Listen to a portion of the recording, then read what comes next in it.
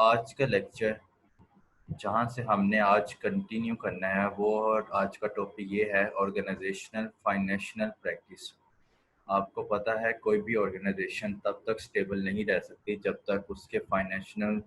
जो है criteria fulfil ना हो। ऑर्गेनाइजेशन का किसी भी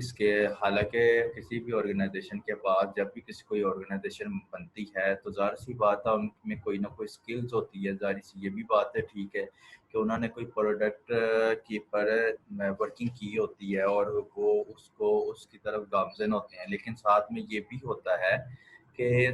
काम करने के साथ साथ वो अपने फाइनेंशियल पार्ट को भी इंक्लूड करते हैं। अब वो फाइनेंशियल पार्ट आपके उस ऑर्गेनाइजेशन के लिए इतना इम्पोर्टेंट काम है, एक बैकबोन का काम करते हैं। जैसे कि यहाँ पर इंट्रोडक्शन में आपको आपको नज़र आ रहा है कि जो भी आपकी प्रोडक्ट या सर्विस आप दे रहे हैं उसकी क्वालिटी की बेहतरी वो तो डिपेंड करती ही करती है, लेकिन साथ उस ऑर्गेनाइजेशन की तब तक टाइम के हिसाब से सक्सेसफुल नहीं होती जब तक उसका फाइनेंस के हिसाब से उसका जो मैनेजमेंट है वो साउंडली ना हो। दोनों साथ साथ मिलकर चलते हैं। प्रोडक्ट क्वालिटी की तब तक अच्छी नहीं होती जब तक क्योंकि प्रोडक्ट हम तैयार कर भी लें और बेस्ट बेस्ट हम बना ले, लेकिन उसमें भी बनाने में आपको बहुत से एक्सपेंसिव बियर करने पड़ते हैं, तो तब भी फाइनेंशियल का रोल आ गया ना। तो मेरे कहने का मकसद ये है कि आप छोटे से छोटा भी काम करें वहाँ पर फाइनेंशियल ऑर्गेनाइजेशन के साथ ही जुड़ जाता है। तो प्रोफेशनल प्रैक्टिस में इसका रोल बहुत इम्पोर्टेंट है। तो कंपनी तब तक अच्छी प्रोडक्ट नहीं बना सकती जब तक उसकी फाइनेंशियल प्रैक्टिस में उसका जो स्ट्रॉन्ग क्राइटेरिया है वो फाइनेंशियल स्ट्रॉन्ग होना चाहिए। वो कंपनी स्ट्रॉन्ग होनी चाहिए, वो लोग स्ट्रॉन्ग होने चाहिए जो। और जाहिर सी बात है स्किल्स तो सबके पास होती है, लेकिन उस स्किल्स को यूज़ करने के लिए वसाइल इकट्ठे करने पड़ते हैं और वसाइल आपको फाइनेंशियल से ही पूरे होते हैं। क्योंकि आजकल जो बहुत से यंग सॉफ्टवेयर इंजीनियर्स हैं, ये मैंने ऐड किया था क्योंकि हम सॉफ्टवेयर इंजीनियर्स के तौर पर बीएस के स्टूडेंट्स, कंप्यूटर साइंस के स्टूडेंट्स हैं, इस हिसाब से मैंने ये चीज़ ऐड की थी कि जो सॉफ्टवेयर इंजीनियर के जो यंग लोग हैं वो ज़्यादातर अपनी कंपनी को स्टार्ट करने के लिए एक आइडिया उनको अट्रैक्ट करते हैं। यानी कि वो सबसे पहले जो यंग सॉफ्टवेयर इंजीनियर होते हैं, जो हर कोई का सोच होती है कि मेरा अपना एक सॉफ्टवेयर हाउस हो, मेरी एक अपनी कंपनी हो, और वो आइडिया जो मेरा एक अपना आइडिया हो मैं उसको कंपनी को शॉर्ट पीरियड ऑफ टाइम या शॉर्ट कंपनी से स्टार्ट करूं। वो हो सकता है सॉफ्टवेयर इंजीनियर का जो सॉफ्टवेयर हाउसेस है वो मे बी 2 या 3% से भी स्टार्ट हो जाता है, लेकिन जो ऑर्गेनाइजेशन होती है वो उसमें ज़्यादा एम्प्लॉयज़ चाहिए होते हैं। तो कहने का मकसद ये है कि जो ये इसलिए यंग सॉफ्टवेयर इंजीनियर का वर्ड लिखा है कि वो अट्रैक्टेड होते हैं, उनका जो आइडिया होता है वो यही होता है कि वो अपनी कंपनी को खुद चलाएं, अपनी कंपनी को खुद ओन करें, अपनी कंपनी के एक्सपेंसिव खुद स्पेंड करें, और इसके साथ साथ अपनी कंपनी के जो भी प्रॉफिट एंड लॉस है खुद बियर करें। और साथ में ये और ज़रूर होता है कि वो किसी ना किसी को साथ हाइड ज़रूर करते हैं ताकि अगर किसी किस्म का लॉस हो तो वो प्रोपोर्शनल साइड की तरफ डिस्ट्रीब्यूट हो। नेक्स्ट जो हमारे पास I think organization financial practice का इंट्रोडक्शन से आपको हाफ से ज़्यादा क्लियर हो गया होगा। नेक्स्ट जो इसमें पार्ट हैं जो वन बाय वन मैं आपको डिस्कस करूँगा। आपको मैंने अभी बोला फाइनेंशियल स्ट्रॉन्ग होना बहुत ज़रूरी है। आपको कैपिटल जो कि फाइनेंस के हिसाब से क्यों ज़रूरी है, उसकी रीज़न क्या है, और ये अब इसमें नेक्स्ट जो स्लाइड है उसमें ये मेंशन होगा कि group of new recent graduate in computing decide to set up their own company to provide software services, and their intention is typically to offer contract hire services। कोई भी graduate जो graduate जैसे कि हम अपनी ही field का बंदा ले लें जैसे कंप्यूटर साइंस का, तो वो चाहेगा, जाहिर सी बात है उसको थोड़ा बहुत एक्सपीरियंस होगा, जो भी अपनी कंपनी को या अपने कंप्यूटिंग पॉइंट ऑफ व्यू से जिस चीज़ को स्टार्ट करना चाहता है, जिस चीज़ का बिजनेस करना चाहता है, जब तक उसकी नॉलेज उसके पास नहीं होती, वो कंपनी को स्टार्ट नहीं कर पाता। अगर उसको सब चीज़ की नॉलेज है और अपना न्यू सेटअप स्टार्ट करना चाह रहा है, अपनी ही कंपनी सेटअप करना चाह रहा है, तो उसको सॉफ्टवेयर के हवाले से सब सर्विसेज प्रोवाइड करनी पड़ेंगी। और उसकी जो नीयत होगी वो यही होगी कि अपने सर्विस पर वो कॉन्ट्रैक्ट ऑफर्स करें जो कि वो कर सकता हो। आई होप ये आपको पैराग्राफ की समझ लगी होगी कि क्या कहना चाह रहा है। क्योंकि कोई भी, मैं तो ये सॉफ्टवेयर हाउसेस, ये सॉफ्टवेयर डेवलपर की बात कर रहा हूँ, और भी बहुत से कंपनीज होल्डर्स हैं और भी बहुत से काम हैं जो कि हर एक काम फाइनेंस से जुड़ा हुआ है। उसमें कैपिटल की नीड्स होती है, जाहिर सी बात है, जब आपने सर्विसेज देनी है, जब आपने कोई चीज़ स्किल से प्रोवाइड करनी है, तो मनी तो चाहिए होगी। तो वो मनी आपके उस ऑर्गेनाइजेशन को एक्सपेंड करने के लिए, उस ऑर्गेनाइजेशन को में बेस्ट सर्विसेज प्रोवाइड करने के लिए, उसको ऑर्गेनाइजेशन में उस प्रोडक्ट की क्वालिटी को मैनेज करने के लिए फाइनेंस की ज़रूरत होती है। तो बात यही था, नेक्स्ट जो आपके बात यही थी कि फाइनेंस की आपके किसी भी प्रोडक्ट के लिए कितनी अहमियत है। नेक्स्ट पॉइंट है कि a client is unlikely to pay an invoice within less than 1 month of the receiving it. Some large companies are notorious for not paying invoices for as much as 6 or even 12 months. एक client जो कि अपनी जो उसका रसीद होता है यानी इनवॉइस होती है जो उसने पे करनी होती है, अगर वो विद इन 1 मंथ, जित जैसे यानी कि जब उसने ली थी तब से 1 मंथ के अंदर अंदर जितना उसको टाइम दिया जाता है, हो सकता है कुछ लोन पर काम करते हैं, हो सकता है कुछ कहीं से पैसे लेते हैं और टाइम सेट कर लेते हैं कि हम इतने मंथ के बाद, इतने साल के बाद आपको रिटर्न कर देंगे। आहिस्ता-आहिस्ता कुछ ऐसे भी होते हैं, कुछ प्रपोर्शनल में भी वापसी होती है कि परसेंटेज लग जाती है। जैसे बैंक्स अपने साथ इंटरेस्ट ऐड कर लेता है, लेकिन कुछ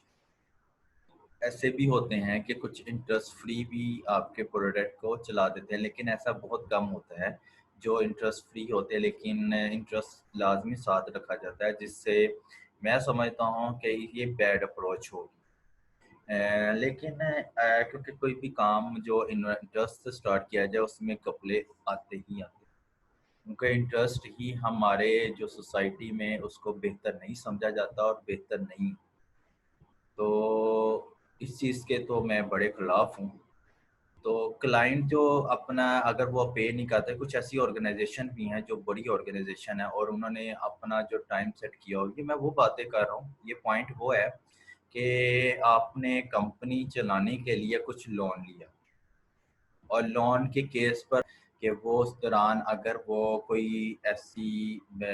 आपकी कंपनी ना स्टार्ट हो पाए और आपको नुकसान बियर करना पड़े कुछ वक्त के लिए, फिर उसके बाद आस्ता आस्ता प्रॉफिट स्टार्ट होने लगे, तो वो बेस्ट वे है। ठीक है, तो हर कंपनी जो भी ऑर्गेनाइजेशन है उनकी ये बेस्ट अप्रोच होती है। बात का ये होती है कि 1 मंथ में नहीं चली तो वो अपने वाइंड अप कर देते हैं, तो वो भी आपके लिए बहुत नुकसानदेह है। कि अगर हम इस सेंस में देखा जाए तो हर कंपनी, हर ग्रुप जो है जिनको कैश की ज़रूरत होती है, तो जाहिर सी बात है सबको कैश की ज़रूरत होती है, तो वो उनके पास जितने भी, या तो वो क्राइटेरिया सेट करते हैं एटलीस्ट 3 मंथ का, या एटलीस्ट 6 मंथ का, एटलीस्ट 9 मंथ का, या एटलीस्ट 1 ईयर का, जिस तरह भी उनका क्राइटेरिया। ज़्यादा से ज़्यादा 6 मंथ से ज़्यादा कोई बियर नहीं करता। अगर कंपनी कोई भी छोटी भी हो बड़ी भी हो, तो सारी सी बात है एक्सपेंस सब कुछ देखते हैं। नेक्स्ट जो पॉइंट है कि जो हमारे लार्ज प्रोजेक्ट्स हैं या पैकेजेस हों, उसमें जो सम ऑफ मनीज है वो भी सब लाइकली तो लार्ज होगी to be needed while they are being developed because there will be no revenue coming into the company। क्योंकि जाहिर सी बात है जितनी ज़्यादा बड़ा प्रोजेक्ट होगा, जितनी बड़ी ज़्यादा पैकेज होगा, उतनी ज़्यादा मनी भी चाहिए होगी उसको स्टार्ट करने का, उसको डेवलप करने के लिए। क्योंकि स्टार्ट में तो आप काम कर रहे होते हैं, स्टार्ट में आपके पास किसी किस्म की जो रेवेन्यू है वो किसी कंपनी से नहीं आ रहा होता। तो स्टार्ट में अब बैकअप के तौर पर आपको मनी रखनी पड़ती है। तो ये था नीड ऑफ कैपिटल, जिसमें आपको सारी डिटेल बताई कि हमें क्यों कैपिटल की ज़रूरत पड़ी थी। लेकिन अगर मैं इसको एक और कंटेंट पॉइंट ऑफ व्यू से बताऊं कि जब हमें ज़रूरत पड़े for starting period, cash will be needed for, जिसमें हमें कैश की ज़रूरत जब हम कोई कंपनी स्टार्ट करते हैं या कोई ऑर्गेनाइजेशन स्टार्ट करते हैं, तो उसमें हमें किस तरह किसी भी कैपिटल की ज़रूरत होती है कैश फॉर्म में। तो उसका रीज़न ये है कि हमारे पास जो भी उस कंपनी को स्टार्ट करने के लिए किसी किस्म का क्राइटेरिया होता है, जिसमें जैसे कि नंबर 1 पॉइंट पर आपकी उस ऑर्गेनाइजेशन का रेंट, उसके रेट्स और लाइटनिंग के जितने भी परमिसेस हैं वो जो इस्तेमाल हो रहे हैं वो इंक्लूड हो जाते हैं। इक्विपमेंट जो आप इस्तेमाल कर रहे हैं वो इंक्लूड हो जाते हैं, और जो आप इक्विपमेंट इस्तेमाल कर रहे हैं और जो इसके अलावा जो भी आपने जो इक्विपमेंट लिया हुआ है और जो इक्विपमेंट इस्तेमाल भी हो रहा है, ये वो चीज़ इसमें आ जाती है सेकंड पॉइंट में। थर्ड पॉइंट में आपके पास आ जाता है कि cost of advertising and marketing of the product, कि जो भी आप उस प्रोडक्ट की मार्केटिंग करते हैं, जाहिर सी बात है कोई भी आपने प्रोडक्ट अगर बनाई है तो उसको मार्केट में लॉन्च करने के लिए एडवर्टाइजमेंट की जाती है उसकी। तो उस एडवर्टाइज को और उसका मार्केट प्रोडक्ट के हवाले से जितनी कॉस्ट लगती है वो भी इंक्लूड होती है। नेक्स्ट जो हमारा पार्ट फोर्थ पॉइंट है नीड ऑफ कैपिटल की, जब हम कोई भी पीरियड कंपनी स्टार्ट करते हैं उनमें कैश की कब कब ज़रूरत पड़ती है इन हैंड, जो कि ये तो वो कैश हैं जो कि किसी भी कंपनी में मस्ट होते ही होते हैं। अब उसमें मिसलेनियस जो एक्सपेंसेस हैं, वो मिसलेनियस एक्सपेंसिव वो एक्सपेंसेस होते हैं जो छोटे छोटे होते हैं और बार बार उसकी ट्रांजैक्शन से रिकॉर्ड की जाती है। यानी कि वो एक्सपेंसेस जिनका रोज़मर्रा के हिसाब से बार बार उनकी ट्रांजैक्शन जो है एक्सपेंसेस के हिसाब से आती रहती हैं, ये वो मिसलेनियस एक्सपेंसेस होते हैं। तो miscellaneous expense ranges from company stationery to traveling expenses, यानी कि कंपनी के जो भी छोटे बड़े स्टेशनरी से लेकर जितनी मर्जी ट्रैवलिंग कहते हैं एक्सपेंस तक, जितने भी मिसलेनियस एक्सपेंसेस होते हैं वो भी रेंज आउट किए जाते हैं इस कैश में, उसकी भी ज़रूरत आती है। तो बताने का मकसद ये था कि आपको जो organisational financial point of view से प्रैक्टिस है उसका टॉपिक हमने जो कंटिन्यू किया हुआ था, उसमें सबसे पहले ये है कि आपको कब आपके कंपनी जो है कब उनको फाइनेंशियल की ज़रूरत पेश आई और किस तरह उन्होंने अपनी कंपनी को आगे गो थ्रू करना है। नेक्स्ट जो आपके पास है कि हाउ डज, नेक्स्ट स्लाइड जैसे कि आपको सामने शो भी है कि उसमें पूछा जा रहा है कि अगर how does one step about raising the money, जब आप बिजनेस प्लान्स का फर्स्ट स्टेप लेते हैं तो बिजनेस स्टेप का जो आप फर्स्ट स्टेप लेते हैं वो अगर प्रोड्यूस करना हो तो उसमें क्या क्या चीज़ें इन्वॉल्व होती हैं। तो उसमें सबसे पहला पॉइंट ये है कि टिपिकली कंटेंट्स इसमें ये होता है कि descriptions of what the company will be doing together with information to show that it is technically feasible and that founder of company have the necessary expertise। कहने का मकसद ये है कि इस किस्म की वजाहत कंपनी में मस्ट होनी चाहिए कि वो कंपनी की जो प्रोडक्ट है वो उसकी डिस्क्रिप्शन पर और उसके साथ उसकी इंफॉर्मेशन और वो जो प्रोडक्ट काम कर रहे वो टेक्निकली फिजिबल भी है। और लास्ट वन इज कि वो कंपनी का जो फाउंडर है उसके पास कंपनी को रेस करने की एक्सपर्टीज भी है।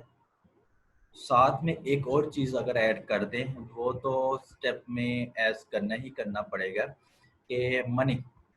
बहुत इन्वॉल्व होती है, क्योंकि अगर ये सारी चीज़ें भी हों विदाउट मनी भी मनी स्टार्ट करें तो नहीं हो पाता, क्योंकि बैकबोन का काम ही मनी कर रही होती है। नेक्स्ट जो आपके पास सेकंड है कि इसी how does one step about raising this money. अपने प्रोडक्ट को अपनी और प्रोडक्ट को लॉन्च करने के लिए, अपनी प्रोडक्ट को मार्केट बेस में लाने के लिए कौन कौन सी चीज़ें ज़रूरी हैं आपकी मार्केट में। उस जो आप काम कर रहे हैं उसकी असेसमेंट करना साइज़ के हवाले से, और साथ में ये भी देखना है कि उस प्रोडक्ट की कंपटीशन कहाँ तक है। आपने पहले जब भी आप कोई चीज़ बनाते हैं तो मार्केट का सर्वे करना बहुत ज़रूरी होता है। जैसे आप अपने अपने प्रोजेक्ट करते हैं, उस प्रोजेक्ट में भी यही होता है कि जो आपने टास्क को लिया है, उस टास्क में ये होता है जिसमें आपके पास मेंशन आउट हो कि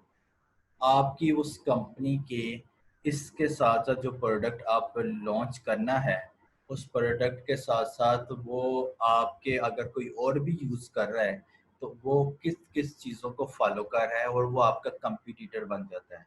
और वो ही आपका कंपटीटर जो है, आपने उसके हिसाब से अगर देख के चलेंगे तो आप बेहतर तरीके से अपनी प्रोडक्ट को कंटिन्यू कर पाएंगे। अदरवाइज आपकी वो कंपनी की प्रोडक्ट हो सकता है कि आपने जो बनाया वो प्रोडक्ट पहले से ही सब कुछ मेंशन हो किसी और कंपनी में, तो आपकी और उसकी, क्योंकि उसने सबसे पहले लॉन्च किया हुआ था और उसकी मार्केटिंग चल रही थी, आप अभी न्यू थे, तो जाहिर सी बात है दोनों सेम प्रोडक्ट हों तो मार्केट में वही इन रहेगा जो पहले से मौजूद था। लेकिन अगर कोई नई चीज़ आती है या आप उसमें कुछ इनोवेशन लाते हैं या कोई चीज़ चेंज करते हैं, तो तब अगर शो करते हैं तो ज़ाहिर सी बात है कि पीपल जो है वो नई चीज़ की तरफ अट्रैक्ट ज़रूर करते हैं अगर उनको उसमें बेहतर लगे। और इसके साथ जो लास्ट पॉइंट है वो ये है कि prediction financial performance of the company. किसी भी कंपनी के जो प्रोडक्ट आपने तैयार करनी है उस प्रोडक्ट में ये आपने जो प्रिडिक्शन करनी हो कि आप ये प्रोडक्ट तैयार कर रहे हैं, उस प्रोडक्ट में आपके इस में फाइनेंशियल कितनी कंपनी की ज़रूरत है, उसकी परफॉर्मेंस क्या है, आया कि वो सारी जो नीड्स हैं जो कि मनी वाइज ज़रूरी है आपकी कंपनी को स्टेबल करने के लिए, वो फुलफ़िल हो रही हैं कि नहीं। ये वो स्टेप थे जो कि आपके कंपनी को रेज़ करने के लिए बहुत ज़रूरी है। आज का लेक्चर मैं यहीं पर स्टॉप करता हूँ। बाकी लेक्चर में नेक्स्ट बाकी का जो पॉइंट्स है इस ऑर्गेनाइजेशन फाइनेंशियल प्रैक्टिस के,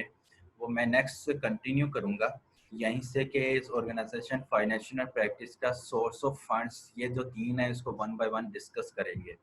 आज का लेक्चर हम यहीं पर ख़त्म करते हैं। अब